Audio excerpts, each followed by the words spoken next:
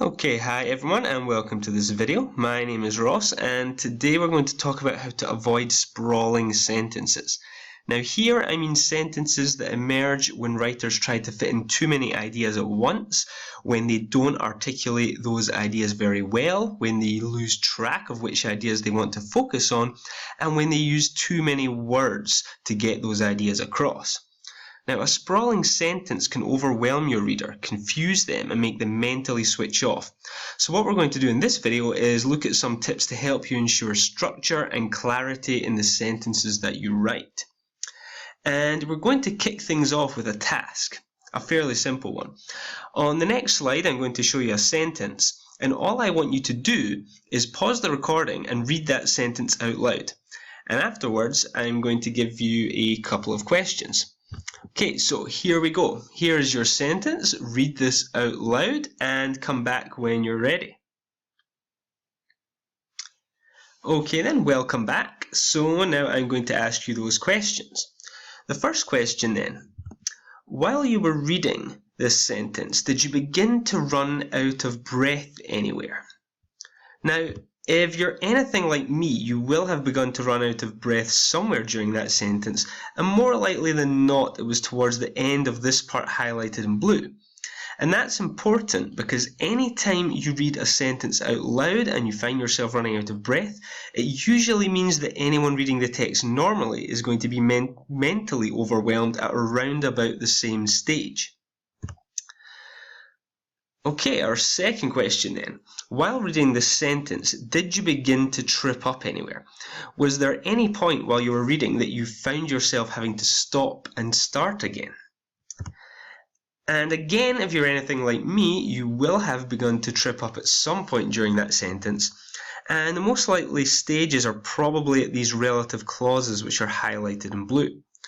Now, this is another important point to note, because if you read a text out loud and you do find yourself tripping up like this, there's a good chance that anyone reading the text normally will be mentally tripping up, having to stop and start again and going back and rereading from an earlier point in the sentence at that same stage.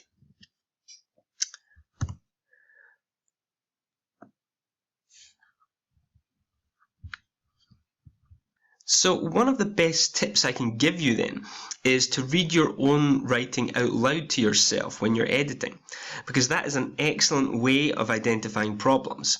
As we already saw, if you begin to run out of breath while you're reading out loud, it usually means that you need to rewrite so as to not mentally overwhelm your readers. And if you begin to trip up while you read out loud, that tells you that you need to rewrite so as to not confuse your readers. Okay, so reading out loud helped us establish that there are problems with this sentence. But what are those problems exactly? Well, that's what we're going to turn our attention to now. What I'd like you to do here is to pause the recording, read through the sentence, and try to pinpoint a few things about the sentence that you think make it difficult to read. Then, when you're finished, come back and we'll compare notes. Okay, so pause here and come back when you're ready. Okay, welcome back. Hopefully you were able to come up with some ideas about what makes this sentence a difficult read. Now I'll take you through some of mine. So the first issue is that it takes forever to get to the subject due to this long introductory phrase. The introductory phrase is highlighted here in blue and the subject is in bold. Now, in an English active sentence, the subject is where the sentence really starts going, where all the important things start happening. And so we expect to get to it fairly quickly. And if we take too long to get to the subject, then the reader may either feel overwhelmed with all the information that comes first, or grow impatient and frustrated. The next problem is that the main clause begins with a long, weak and abstract subject. Now, in a previous lesson, you learned about concrete and abstract subjects, and you may remember that abstract subjects can make it difficult for readers to visualize what's going on in the sentence, and can even make them mentally switch off. So that's another reason why this sentence is difficult to read. Next up, we have the problem that a nominalization governs the sentence. Again, nominalizations were something you learned about in a previous lesson, so hopefully you should be able to identify that the word consideration is a nominalization here. And remember that as a general rule, it's better to use active verbs rather than nominalizations wherever possible, because active verbs are far more likely to add vitality to your writing and to keep your readers engaged. Yet another issue with our sentence is that there are interruptions between the subject and the verb, and then between the verb and the object. So here we can see that our subject, future research into the effects of driverless vehicles, our verb, should also take into consideration, and our object, the assorted broader ramifications of driverless technology, are interrupted by the relative clauses which are highlighted here in blue. Now, in English, the subject, verb and object are generally the main parts of an active sentence, and as readers we expect to get to those things, we expect those things to be fairly close to one another, and we can get confused or frustrated if they aren't. So this is the reason that you may have found yourself tripping up during these interruptions when you read the sentence out loud at the start of this lesson. Our next problem is that there are just too many relative clauses in our sentence, as you can see highlighted here in blue.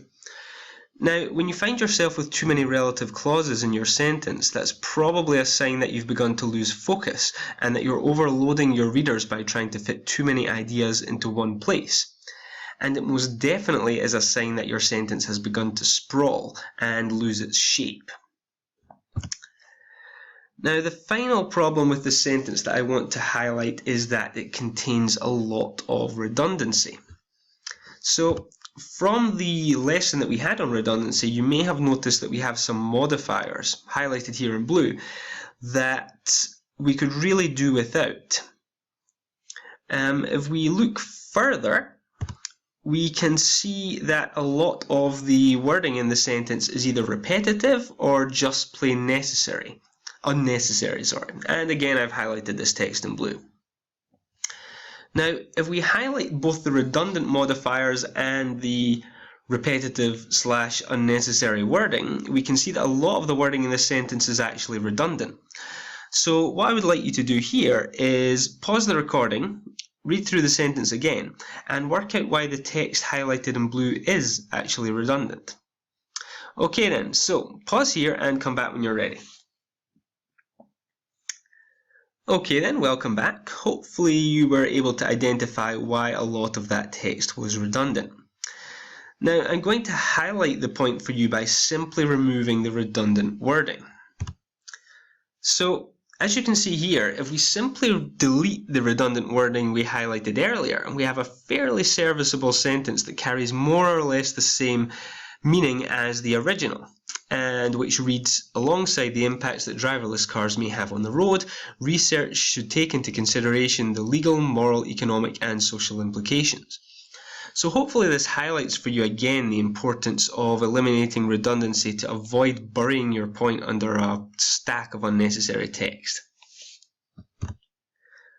Okay, so now that we've highlighted what can go wrong, let's run through some tips that will help you avoid those sprawling sentences. First, be sure to keep introductory phrases concise wherever possible so that you don't take too long to get to the subject of the sentence.